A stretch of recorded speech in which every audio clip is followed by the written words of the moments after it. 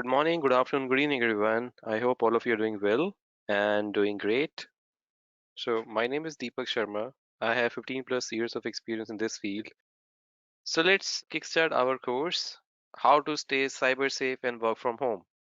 Today, we are going to, focus on the theoretical part, and we are going to learn why enterprise security is failing during this pandemic, and how to safeguard business and online assets, and how to explore the real world challenges faced by the enterprises, the SQL injection, best practices for working from home. Let's start. So again, we are saying that coronavirus has threatened the human body. It's basically impacting the people on this planet. But COVID is not only the virus, that has threatened a human being. I mean, it's not like that the COVID virus has only threatened the human being, wherein his body, got the attacked with the virus, and the person got impacted during this coronavirus. The computers, the digital assets also got impacted because everything went to remote. Everyone came online. So there were a couple of business, couple of things, in certain product-based organizations it was not allowed to work from home due to the sensitivity of the data that they have. But almost all the organizations came online after this pandemic. So that's why COVID is not the virus which has threatened the human beings. It has also threatened the business and the digital assets.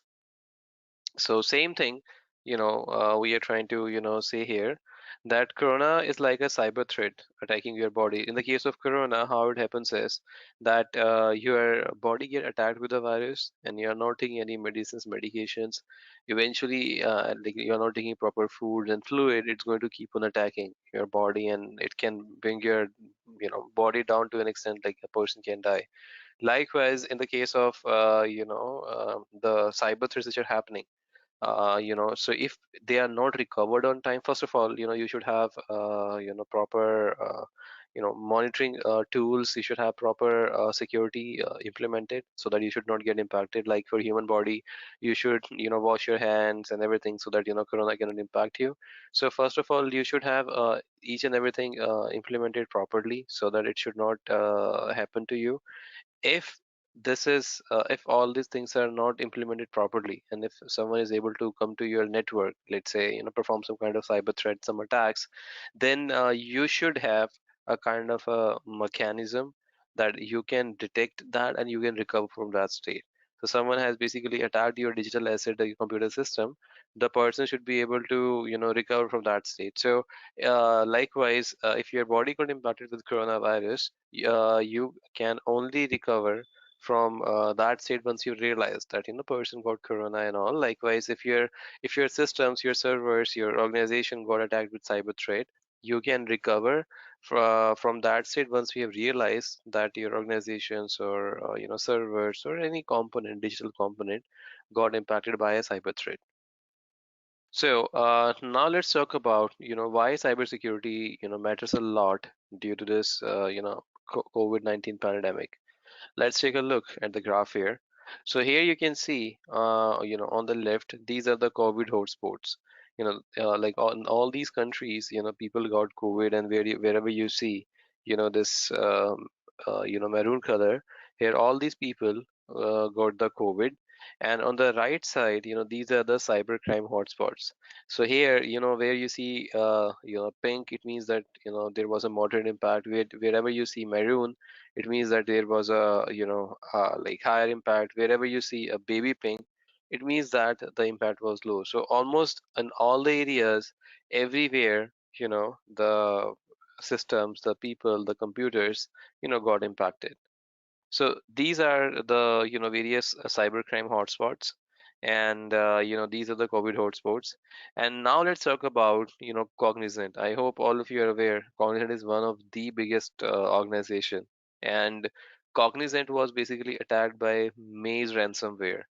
And if you guys don't know what Maze ransomware is, so Maze ransomware is a ransomware wherein a hacker basically encrypt all the file on your network, and in order to decrypt. So now he has encrypted all the files on the network with the key.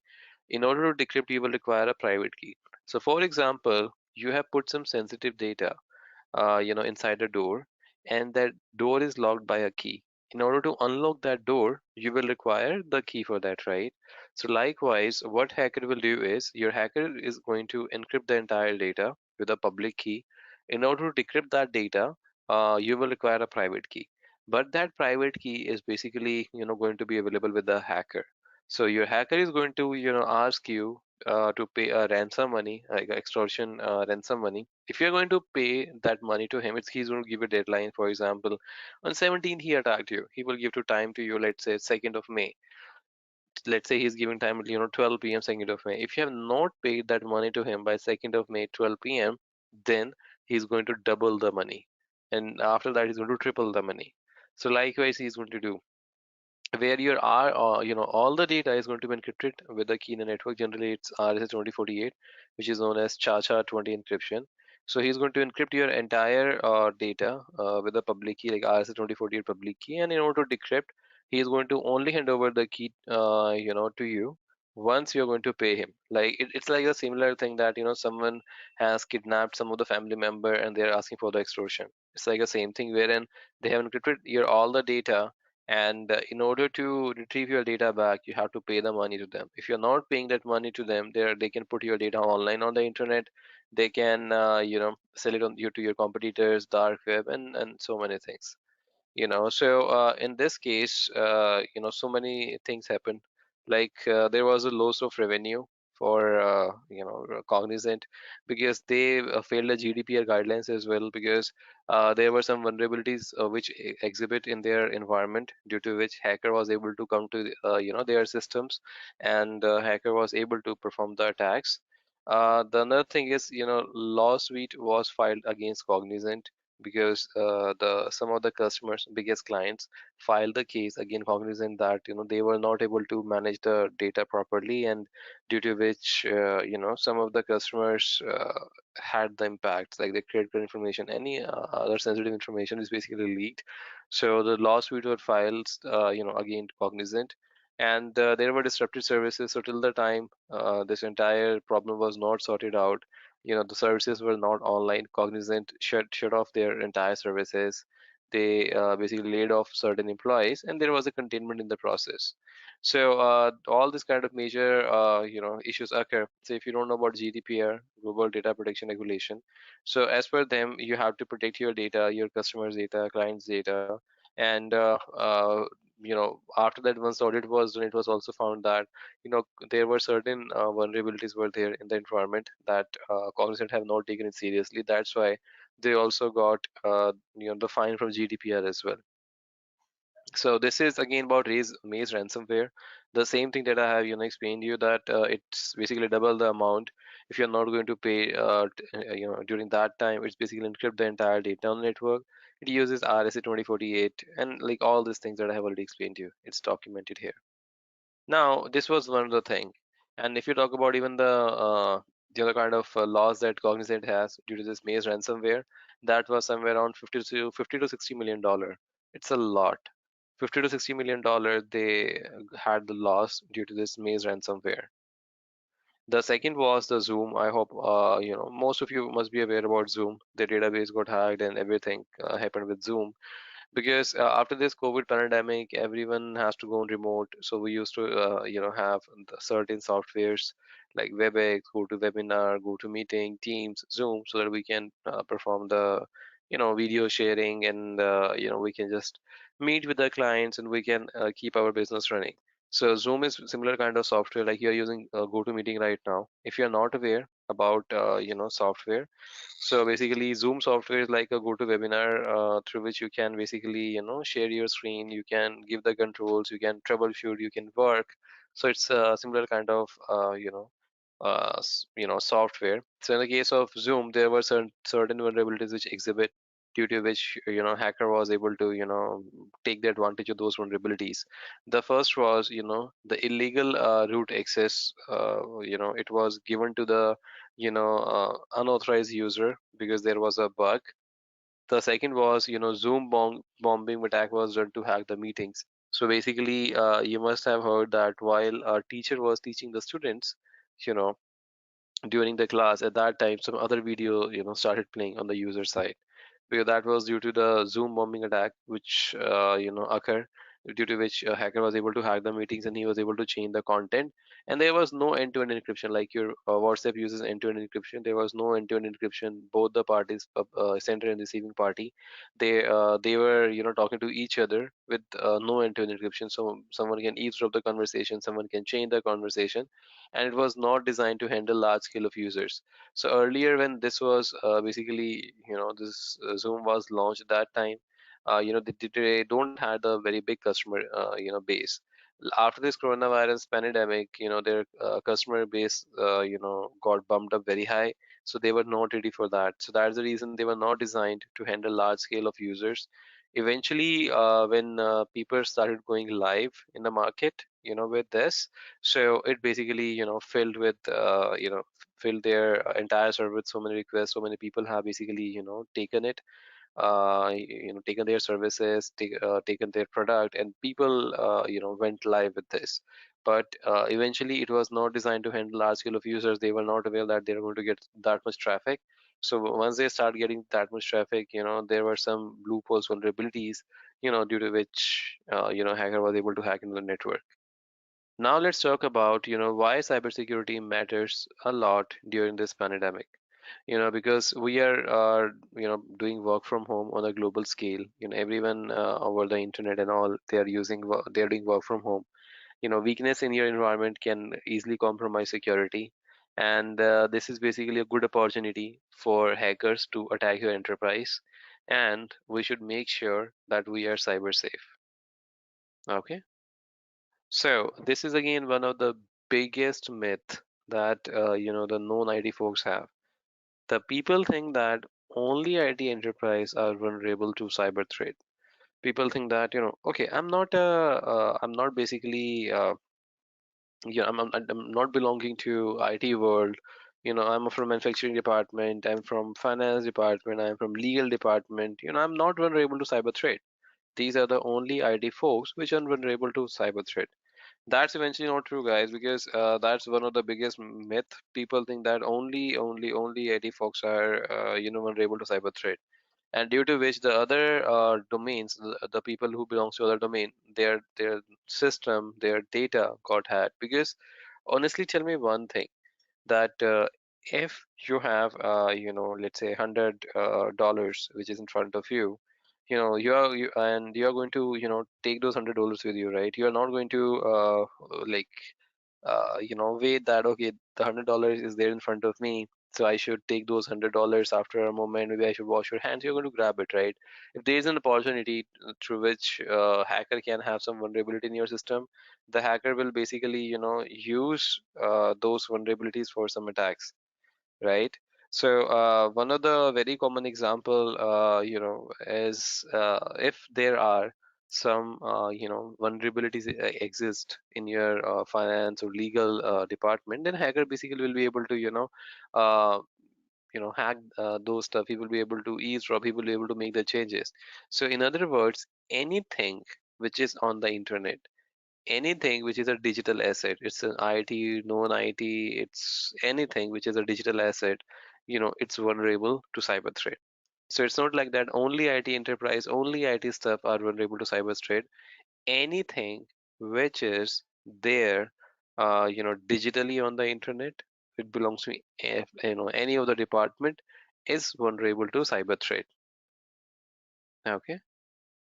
So this was one of the myths that we were talking about, that only IT enterprises are vulnerable to cyber threat. And like you said, it is not true that your cyber threats can be occur everywhere. So it can occur basically on all the digital assets.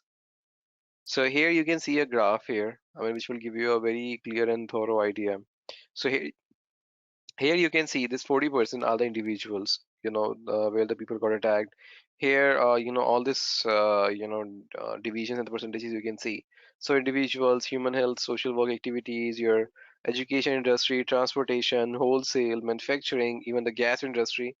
almost all industry got hacked. So it's not like that only IT industries are vulnerable to attack. So anything which is online, anything which is digitally available, basically can be attacked. So if you talk basically look at the graph here. I mean this is a link that I mentioned here. So if you want to look at the graph, this is one of the world's biggest data breaches and hacks. So it's going to load in a moment. So you will see even Microsoft, Facebook. This is the data from 2020 to 2021. So your Facebook, Microsoft, SolarWinds again one of the biggest software that we use to scan the machines.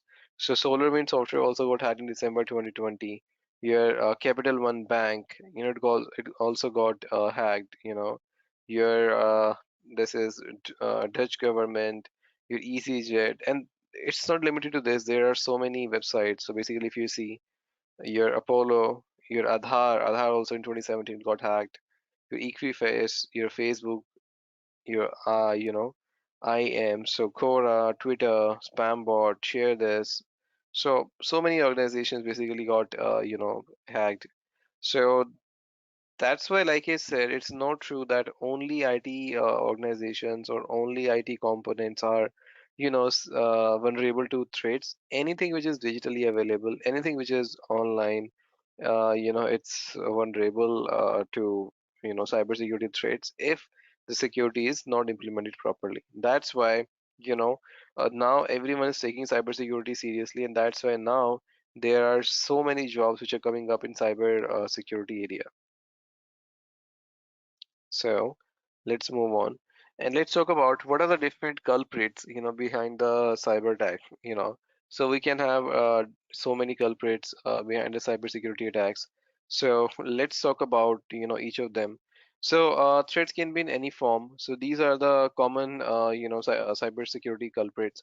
So one is hacktivist. Hacktivist is a, person, a hacker who is basically trying to hack your system, hack your, machine so that he can get access of your sensitive data from your computer. Crime is basically a kind of a criminal. So this person his end goal is to take your sensitive information so that he can basically use it for some kind of attacks like active or passive attacks later on. Insider is basically someone who is like part of your organization, and later on that person wants to, hack your organization for certain kind of benefits. So basically an employee who works within the organization, he wants to access the sensitive data so that he can use it for some kind of attacking. Espionage, in this category, the hacker basically is not going to, hack your system. He's not going to hack your, your data or anything till the time someone is not informing. So in other words, like if I talk about real world scenario, I want to hire a kind of maybe I want to hire an agent, who I like I am going to pay him, let's say, X dollar, and I want to keep an eye on my business partner or on my friend, So this person, this agent is going to keep an eye, is going to give me a report, what this person is doing at this time where he was, with all those people, like to whom he is meeting, what he is doing, and all those kind of stuff. So espionage is basically a person who is basically going to perform attacks or attacking activity based on someone's instructions. So for example, there is a company ABC, their competitor is XYZ, so they're going to hire ABC. Basically, ABC company is going to hire espionage people or group of people. They are going to retrieve the data, for XYZ company sensitive data, and espionage is going to hand over the XYZ sensitive data, their sales figures, client information, anything, to the ABC company so that it can be used for attacks. Next one basically you have is terrorism. So in the case of terrorism, it is basically used by terrorists to perform some terrorist activities like blast a bridge at dawn. They want to blast something, they want to do any kind of terrorist activities. It is used by them. And the last one you have is basically a warfare. In the case of warfare, it is used by the nations to just bring the other nations down. So let's talk about what are the different damages which occurred due to cyber attacks. So let's take a look in detail. So, how basically, cyber attacks damage your enterprise. Like for Cognizant, I said, this is like one of the, common attack which occurred for like Cognizant, Zoom, wherein, damages occur for the enterprises. Like, if any kind of, cyber attacks occur on any of the enterprise, this is one of the common thing which happens is economic cost. Their economic cost is going to come down because the thing is that any company for example, Cognizant, it was a service-based company. They used to get projects, they used to work on it, and their database got hacked. Now a company, a different company wants to give the, project to them. They will have that in the history. Okay, in 2020, their database got hacked, and the customer information got revealed. Everything happened, that much extent, wherein the customer's client sales figures, personal employee information also got revealed. So they will be skeptical, like why they want to give a project to this organization, because this organization got hacked already. So you're going to have economic cost loss. Basically, your revenue is going to come down, the share price value is going to come down, because once this thing is going to spread in the market that the specific company's data or database sensitive data got hacked, then in that case economic cost is going to go low. The reputational loss, again, the companies whosoever got attacked by cyber threat, or so whosoever companies got attacked, the reputational loss is going to be there. Their name and fame is going to be spoiled in the market. And regulatory cost, basically, if any of the organization got hacked, like explained to you about one of the common organization, the Cognizant, which was one of the biggest name which spread in the market, Zoom. So they got basically fine as well from GDPR for not maintaining the security properly.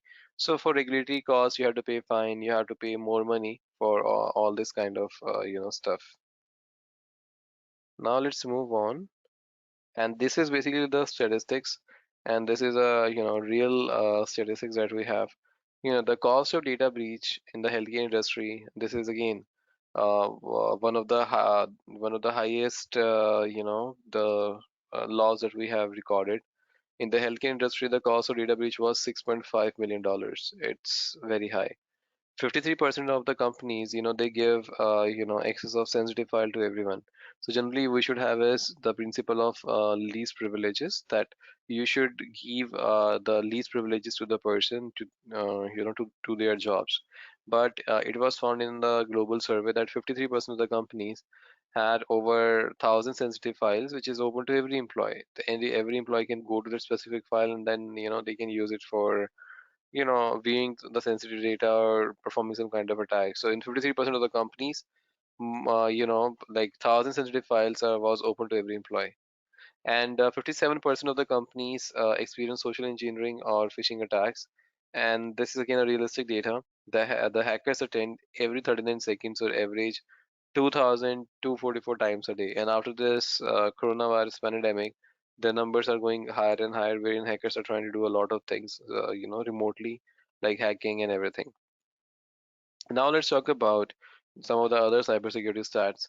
So basically, keeping this all the challenges we got in the absence of cybersecurity, everything. So it has opened more doors for cybersecurity experts. Whether you are a fresher, you are an experienced one, it has basically given a lot of opportunities. It has opened up more doors for for all the employees or all the people. So this is the known fact that by 2021 there is going to be 3.5 million, unified cybersecurity jobs. So you are going to have 3.5 million jobs by 2021, which is going to be new jobs, because after this COVID pandemic, everyone has realized the importance of cybersecurity.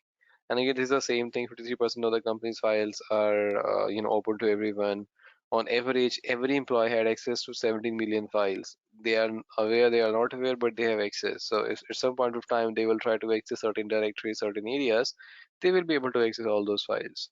So the average cost per stolen record is $160, and like 3.9 million is the average cost of a data breach, and all this kind of the figures I have mentioned here. Like 48% of the malicious email attachments are the office file.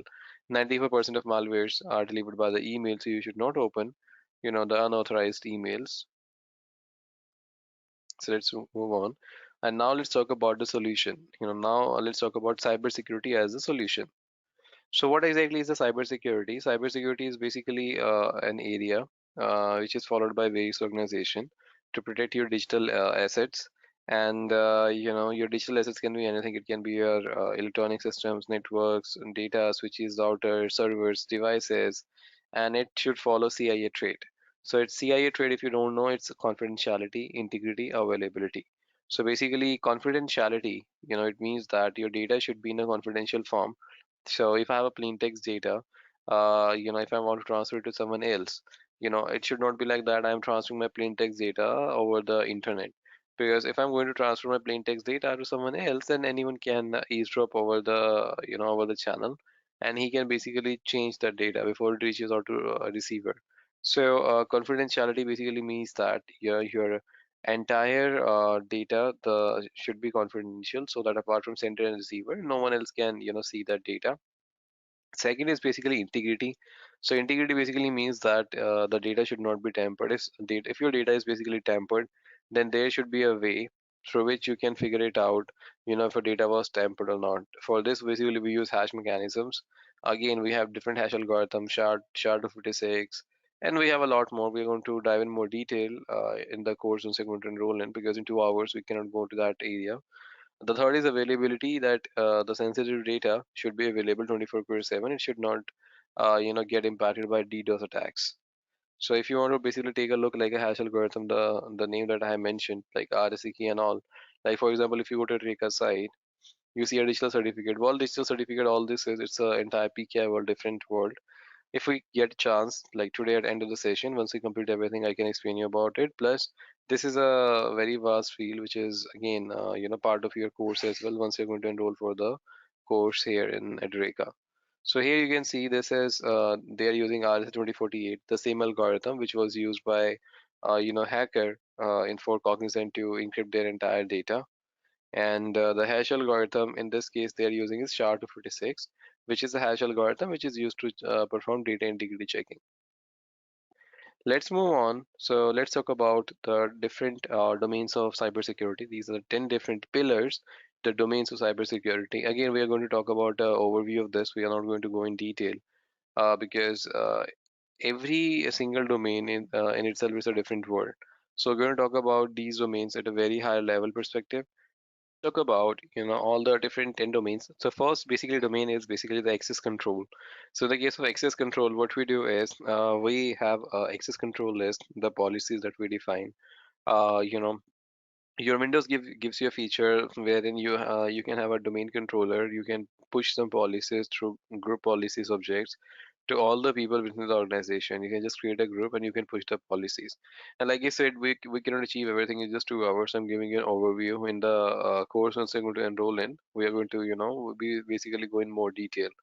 The second basically is your telecommunications network security. It means that providing the security at your network, because your if your network is compromised, if someone is able to compromise the network, your switches, routers, all the devices, then your all the different machines, digital assets, your servers, computers are going to use the same platform, the same network. So I mean the same network segment. If a network segment is already got attacked, then whatever the devices are going to be connected to that specific network segment, it's going to get those kind of malwares or virus, whatever. The third basically is information security and risk governance. So in this case, what we do is that we have basically we define certain parameters here in the case of information security and risk governance. Like if you're using PKI, CP, CPS, we have certificate policy, certificate practice statement. You define, which will define what is the key size and all this kind of scenarios. And risk governance basically means that what kind of risk can happen and how to mitigate those risks. The next one basically that we have is a software development security. Once you're developing a software, how you can provide security on that specific software. So for example, I have a software that I'm going to use for my certain operations, certain areas, certain operations.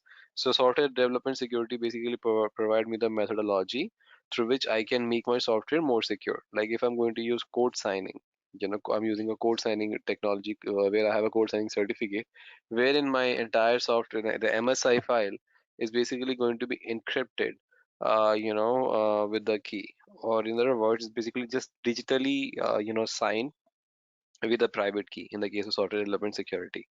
Next one basically that we have is basically cryptography. In the case of cryptography, it's a Greek word which means secret writing, wherein we can have different algorithms like symmetric, asymmetric. In symmetric, we have DES, AES. Asymmetric, we have RSA, ECC, and a lot more. So in our course, we just cover all those areas in detail. So in the case of cryptography, what we do is basically we encrypt the data so that apart from sender and receiver, no one can view the data. So for example, if I want to send some data, it is going to be encrypted by a key. If it is a symmetric key, then that key is going to be available with you and me. If it is an asymmetric key, then I'm going to encrypt the data with your public key, and you will have your own private key. You will be able to decrypt that data. The next one we have is basically security architecture and design, wherein we are going to design the security architecture of the company, and then we are going to implement it instead of directly implementing it. Because if you are performing direct implementation of security components, and like after spending let's say a couple of months, you realize no, this was not right, so it's going to be a big loss, because financially you wasted a lot of resources for this, and there are certain tools which have been deployed, the license cost and everything. We wasted a lot of money. That's why we basically defined the architecture on the page first, and after that, we just go through the live phase, like live implementation. And then we have basically the operation security. So what it means is that once you have deployed everything, you have implemented everything, after that you have to like keep an eye that everything is up and running or not.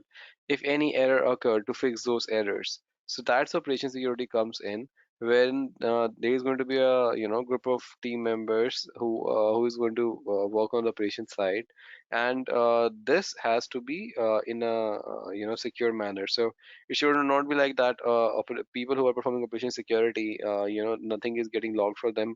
For example, they are logging to a server with their own account, it should create a log. If multiple attempts are trying to be made from the same user account, it should send an alert to a specific team. So that's something falls under operation security. Then you have is a business continuity and disaster recovery planning, which means that if your production goes down due to one kind of any event, XYZ reason, then how you're going to continue your business and how you're going to recover your data from the backups. And the next one basically we have is a compliance. Like I said, like GDPR guidelines and all that. Whatever the sensitive data that you have, it's basically adhering to the company security, the company's infra and all or not. And the last one you have basically is the physical or infra security. So physical devices that you have within the organization. Even we talk about VMs are basically hosted on your on the on your local machine, which is your physical machine. After that, you give the IP, or you do a lot of things. You give a public IP, so it is publicly accessible on the internet. But eventually, these are the physical hardwares only on which your services are basically, deployed, and you're going to, use the services. So physical infrastructure means that how you're going to provide adequate security at the, infra level. Now let's move on and talk about different aspects of cybersecurity. So we have two aspects, basically offensive and defensive. So in the case of offensive aspect, what you do is you are going to try to put yourself in the shoes of cyber attacker, and you're going to think that what will happen, when what attacker basically can do. So if you are going to be at the place of an attacker, what you could have done. So you're going to put yourself in the shoes of cyber attacker, and you're going to use ethical hacking techniques to mimic cyber attacks. In the case of defensive aspect, in this case, what you do is you try to understand the system for the potential flaws, and you're going to use some traditional method so that you can keep yourself safe. Okay, let's move on, and now let's talk about the cyber threats and the vulnerabilities. So let's talk about what is a vulnerability. So like I said, vulnerability is basically the weakness of an asset that can be exploited, the kind of a weakness that can be used by attacks. I mean, that can be used by an attacker to attack your system. And like in the context of cybersecurity world, it's basically a bug, or it can be a defect in the hardware or software. Now coming to the threats, a threat is basically an event, that has the potential to harm to your organization. It's not like a one computer. Threat is something which can harm your entire organization. Like one of the common example that I was saying was that your one system got virus. That virus can propagate to all the different systems. That's basically known as, one of the common example for threat. The third one is basically the risk. So risk is basically the potential loss or damage when a threat basically exploit the vulnerability. So risk is something threat into vulnerability. The combination of both is known as risk. So these are the basically common cybersecurity, threats and attacks that we can have. Trojan. So Trojan is basically, very harmful malware. So these malwares are used to disguise themselves, and it basically show the, the people that they are the legitimate program, but they are not the legitimate programs. Then you have basically a logic bomb. So a logic bomb basically is a malicious part of a legitimate code, which executes when only certain conditions are met. So if I define a condition that whenever user is going to hit this account, it's going to, run it, or it can be anyone. So in other words, for example, I'm saying that, whenever a user is going to utilize 50% of his memory, then logic bomb is going to be executed. If I'm going to define that, that if two conditions are met, like for example, the value of that variable is, let's say, 10 or 20, then the logic bomb is going to be executed where the malware is going to be, propagated into the network. So it's going to be executed when certain condition is met. Virus basically means vital information resource under siege. So this is basically a program which is going to modify the other programs. And then you have basically the backdoor, which are used to bypass authentication. So for example, in order to access any kind of system, I want to authenticate myself with my username and password. Maybe I have a 2FA. If I have a backdoor, I can basically bypass the authentication. And then basically I have a worm. So it is a malware, which is going to duplicate itself to just create the security failures. And then you have basically the DOS, which is denial of service, which is used to prevent the system for providing the services to other. One of the common example of DOS is, let's say you go to google.com, or I'll make it more simple. You go to gmail.com to access your account. You put your username and password, but you're not getting that web page because what happened is, let's say the hacker has basically attacked it via the, DOS attack, wherein the hacker has basically filled the server with some dummy request, wherein the Gmail server went down because it got so many requests that it was not able to handle. So in the DOS attack, which is known as denial of service, the hacker is basically able to bring your system down so that it is not accessible by the genuine people. The end goal of the hacker in this case is to make it unusable so that the hackers basically are, achieving something like their end goal here is to spoil the name of that specific website, because if the services are not going to be available for that specific website, in that case, it's going to be a very bad experience on the users, and users may think to migrate to any other platform. So that's the entire end goal of DOS. It's just to spoil the user experience. Okay, now let's move on and let's talk about the most common type of cyber attacks that we have. Physical injection, malwares, MITM, password attacks, DDoS, social engineering. And we're going to talk about each of these categories in detail here. So malware basically is an attack where hackers are going to create malicious software, and once that software is going to be installed on your system, it can damage the device. If you know about the NIC card, all of you are using a laptops, you must have your laptop, and you have the NIC card, network interface card, due to which you are able to connect with the Wi-Fi. So sometimes what hackers do is they basically create a malware, and basically they just spread that malware in your computer system so that NIC card has a firmware code. So your hacker is basically able to modify the firmware code with some garbage values. So once that is changed, it's changed forever. So once that firmware code is changed, you cannot recover that code to original state, and you will not be able to connect to any devices. So you have to throw that NIC card in the dustbin, in the trash box, and then you have to get a new one. So and there are certain tags which are not recoverable. You cannot recover from them. Some of them are they are recoverable, some of them are not. So malware is a kind of a similar attack wherein the hacker basically create malicious softwares, and once it is installed on the system, it can damage the devices.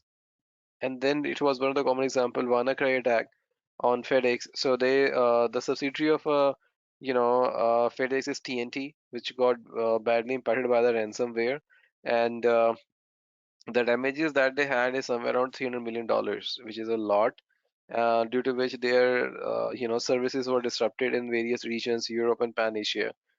Now let's talk about password attacks. So password attacks. Let's talk about password attacks. These attacks are basically used by the hackers to steal the user information. For example, you are like logging to a website, like this is Edureka site.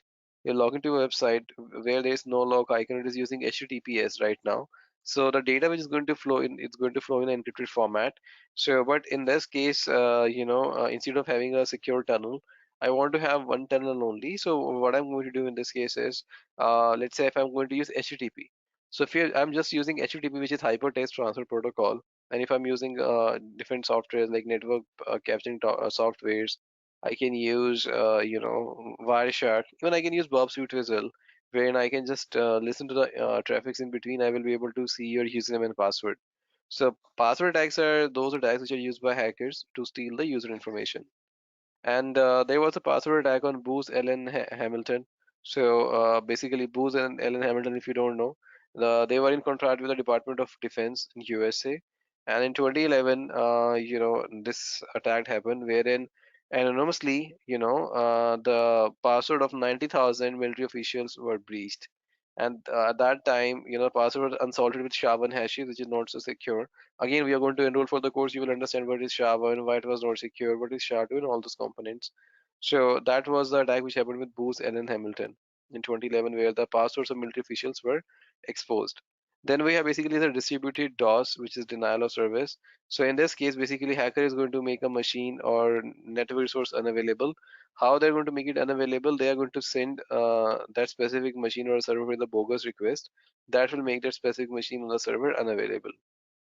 And then we have basically DDoS attack, which happened on the GitHub, if you know that. So in 2018, the GitHub basically got attacked, wherein the services were not available for 2 days. And then basically we have is a phishing. So phishing is basically a way by a hacker to obtain the sensitive information by disguising himself as a, trustworthy authority. He will say that, for example, I have an account on let's say bankofamerica.com. I have a bank account. If my username is Deepak, my password is Deepak.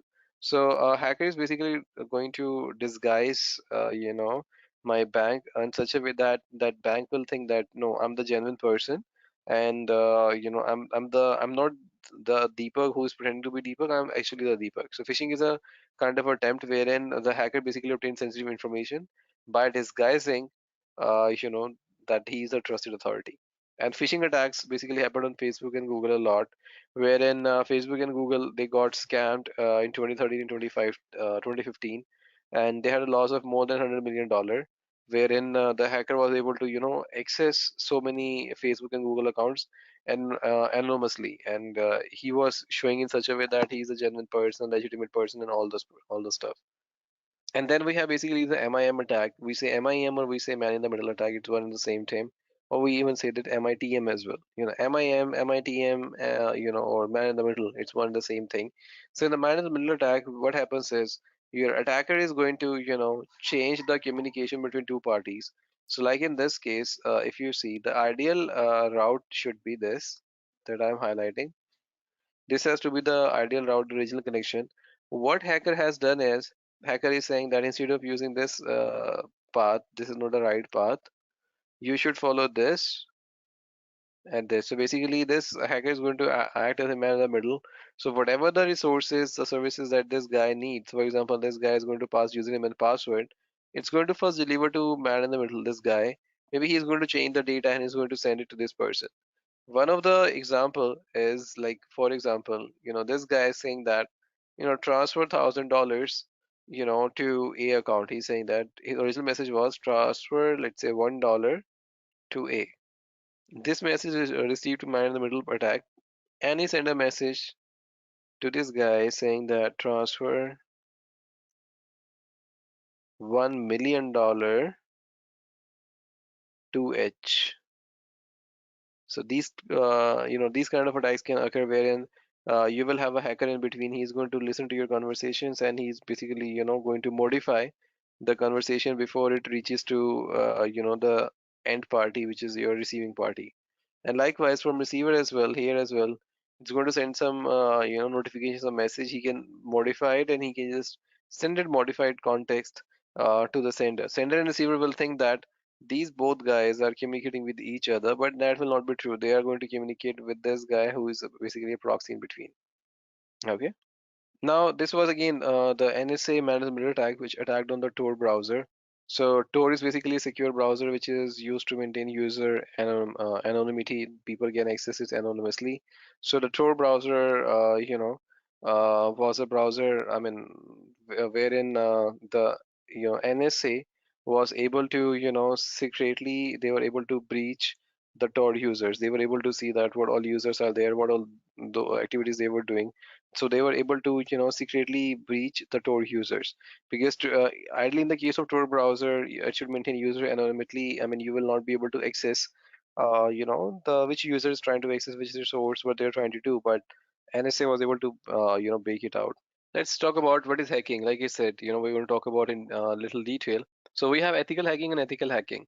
So people most of the time they talk about unethical hacking and that they say that this is ethical hacking, which is not true. So unethical hacking basically means that you're going to find some vulnerabilities in a system or a website or a software, and you're going to use those bugs or the vulnerabilities to get unauthorized access.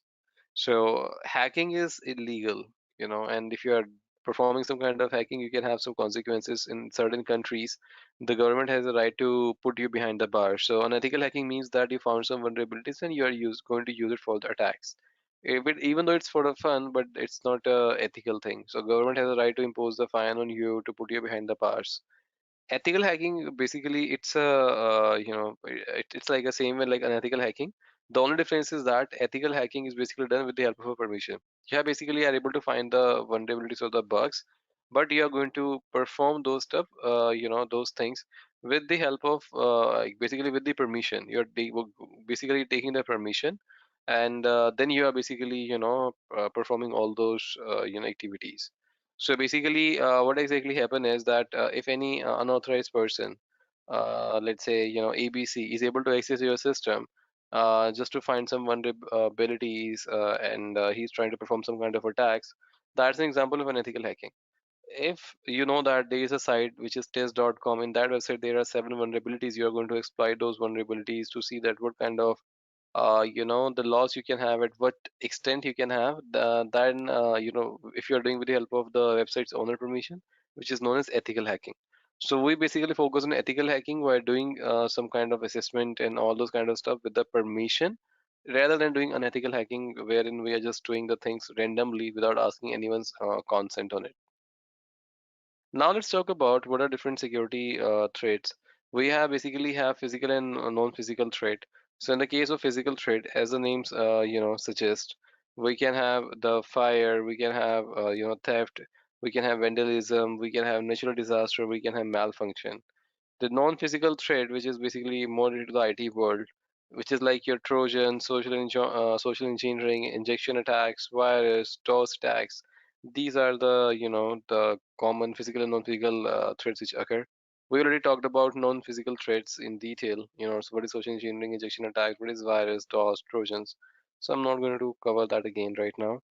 So as you have seen in my in this data as well, that what I have shown you as well, Facebook and like Facebook, the Google, so many companies got attacked. The biggest brands also, they got attacked. Now what's next? Like how you can avoid yourself from being attacked. So now we're going to talk about how you can basically stay safe in this current pandemic, because all the major big events got attacked. So how we can basically protect ourselves, how we can basically make ourselves safe, so that we should not get hacked, we should not get attacked. We are going to talk about some of the prevention measures that we can take to keep ourselves secure. And let's talk about how you can stay safe in the current pandemic. So there are areas through which your environment can be targeted. It's like first is your workstation, the place where you used to work, the network through which you are going to access the internet. Third is application and data, the application that you're using for the work, and data that you're accessing for the work purpose. Let's talk about each of these categories, how we can provide the security. First is workstation device security. So in this case, what we do is we always recommend to use the secure passwords and password management tools. So you should not store your password in a clear format. It should be in an encrypted format, or you should use tools to store the passwords. And these are the preventive measures, like you should not use the same password again and again. So you should have a limit that you should let's say have a password of 8, 12, 10 digits of password. You should use password management tools, like one other tool is PMP tool to encrypt your passwords. And you should allow alphanumeric passwords, so you can have the numbers, the special characters, everything that you can have. Then the other thing that we have is you should not turn off default security system in your system, that most of the time people do on the server specifically, that they turn off default security settings on their system just to speed up the device. But that's not a good thing, because if you're going to turn off default security settings, it's not going to provide you good security. It's not going to provide you adequate security. It's not going to defend you from external attacks. So you should always keep default security settings turned on your machine. You should use secure and trusted softwares. So if you're downloading a software, you should download from an original source. Like I said, that you want to download some kind of file. If you go from a Microsoft, it's going to be digitally signed. You can download the same file from Softonic in their site. It can have a virus in it. So you're just trying to download a file for some kind of task, like what will happen if your entire computer is compromised. So you should download the software from the original source only, not from a kind of a third-party sources, and verify the file checksum. So checksum is basically data integrity, which is your hash value, like SHA-256. If you go to certain sites, they are going to show you the software and the hash value. So once you're going to download that file, you can basically check the hash value. If the hash value is same, it means that the file is genuine. It's coming from a same source. If the hash is different, it means that file is not genuine. It is coming from a different source. And the other thing is that you should use the latest version of a software, because the software can have a bugs, some vulnerabilities, some loopholes, some defects. So you should always keep on updating the software for better results. And then you have basically the RBAC, which is your role-based access control. So you should implement role-based access for better security, wherein you should not give entire access to everyone. So you should give a minimum access. You know, so whatever the access people need, like for example, I need the access for specific resource like ABC. I need the access for other resource, which is XYZ. So it should not be like that. I have access of everything in my organization, and it's like only those files which are required to be accessible. I should only get access of those files. Like for example, there is a file ABC. I only require read-only access, so I should basically access those file with read only. And I have another file XYZ. That file basically I need for read and write. So I should assign read and write permission to that specific file, and so that I can take a way forward with it. And RBAC can be used to address multiple needs of the organization from compliance and cost perspective. And this is, I think, one of the common thing that you must be aware. You should not use untrusted thumb device or input-output devices. That's when most of the organization to use any kind of external device, pen drive, external hard drive, all these kind of things are basically not allowed within the organizations. So this is again one of the other thing, which is a common thing that you must have seen, that you should secure all the devices on the network. And for example, you have wireless printers, fax. You should always scan these devices with anti-malware, antivirus softwares, and you should have a role-based access to all these devices. And these devices should only be visible to the network once it is required. Now, let's talk about the vulnerabilities in network security. So basically, here we are going to learn that how we can provide the security at the network level. So you should not. This is again something that you have, like heard sometime, but sometimes we don't take it seriously. Like you should not conduct your financial transactions, banking transactions, on public network. You have a free Wi-Fi.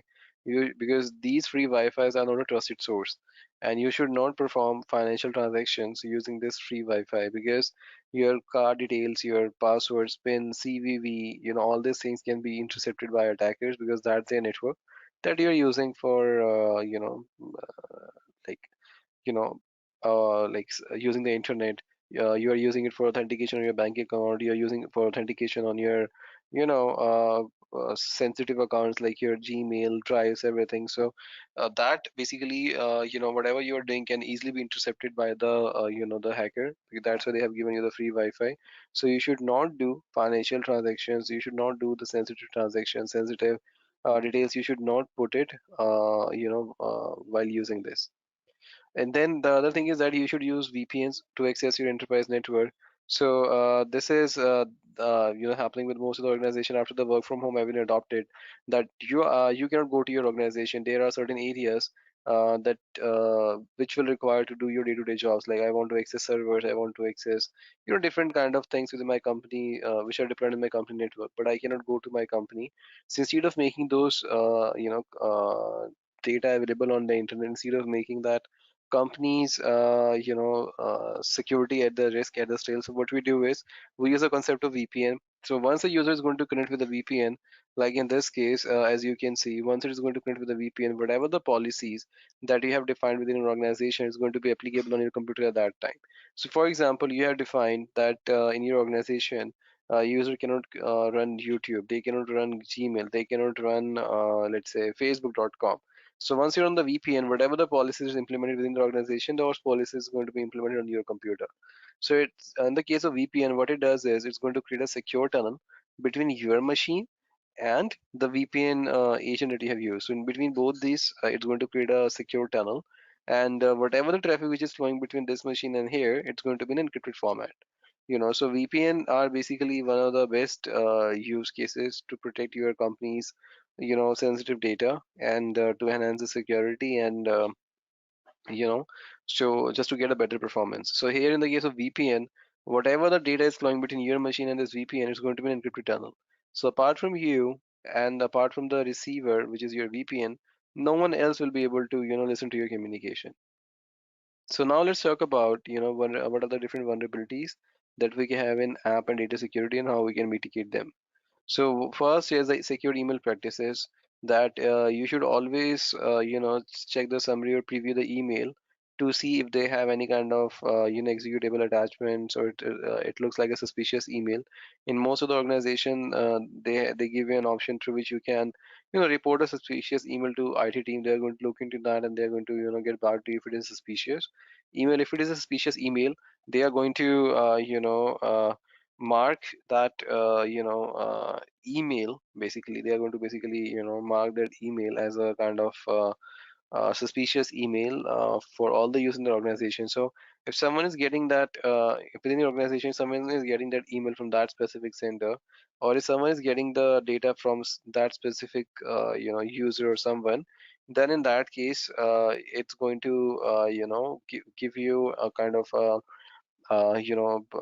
red alert that this email or this sender is not authorized, the emails are blocked, quarantined, and you should reach out to this security team if you want to unblock those emails. So you should have a secure emails, that you should not download the files. If you think an email is suspicious, you should always report those incidents to the security team. And then other is, you should always refrain from accessing suspicious web pages. You should not be like that. You are basically accessing the web pages without any reason. I mean, you think that okay, this is a web page which is visible. You should try to go through that. So don't go through the web pages which looks vulnerable, which are not secure, which are using HTTPS. Always, always, always, access secure web pages. So like I said, you should refine yourself to access suspicious web pages. You should always use HTTPS, like in our Edureka site. Also, you see HTTPS, we are using secure connection. Like in this website, you see they are using HTTPS. Go to webinar, they are using HTTPS. You should always refrain yourself. Again, you know what HTTPS is, what digital certificate is, what digital signature is, the algorithm is. This is a very vast topic. It cannot be covered in 2 hours. It requires a couple of hours. So you can enroll for the course. We can dive in and explain you in more detail with more practical hands-on. But just based on the time constraint that we have, HTTPS means hypertext transfer protocol secure. So whatever the data which is going to go between the client and the server, it's going to be in a secure tunnel. And if a website certificate is issued by a trusted certificate authority, which is external certificate authority like Entrust, DigiCert, GoDaddy, and lots more, it means that a specific website is also trusted. This is not the only thing which is responsible. There are other components as well, but we are going to talk about that in detail if the time allows. So you should basically verify the URL and the domain of the web page. It's the same only. It should not be like instead of google.com, GOOGLE, it should not be like GOOGLE. So you should basically check all these things. So again, this is one of the common thing that is always recommended. You should avoid pop-up, malware ads, spam content. Whenever you see this kind of malware, your system has a virus, click on this for free virus scanning and all those kind of stuff. You should refrain yourself from them. Now let's move on. And this is again, always you should use secure services for communication.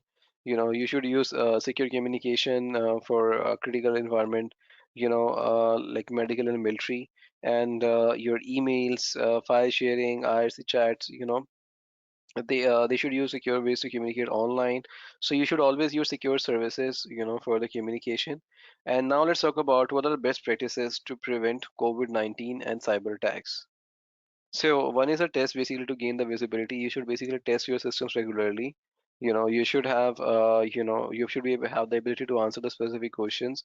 You should create a list of the assets that you think can be compromised so that you have a very good security on that. And you should have a visibility during the attack to estimate the risk. And next one is basically the segment which is quarantine, which basically means to restrict the access between different segments of a network to spread the attack. So for example, you know, I'm putting everything in a single network. So it can if my one system got attacked, it's going to basically attack my all the different servers. So you should have a different network segment. Like in a one network segment, you should have a database server. In second network segment, let's say you have application server. Third network segment, you have a code signing server. So you have a different network segment. So if one network segment is impacted, let's say your application server application data is impacted, then your other data are still being secure because they're into a different network segment. And then you should have a again a different kind of policies, firewalls and everything. This is a different thing. And your network segmentation can be complicated and hard to implement once you are under attack. And this is like a sanitization just to prevent, like we use the sanitizers to prevent ourselves. Likewise, we should basically sanitize our computer system. So by clearing malicious file or software before they even start compromising, we should start clearing malicious file. If my system got some malwares, anything, before it start replicating or even before it start compromising my machine, I should use different softwares to clear them out. Like I can have anti-malware, antivirus software to clear them out. And these are basically the protect, to like protect yourself from vulnerable and critical assets. You should protect your critical digital assets. You should apply more security to critical vulnerable data. You should have right protocol to prevent yourself from these kind of attacks. And you should have a ability to use security policies even after the attack. And you should take measures to enforce such policies quickly. And these are basically the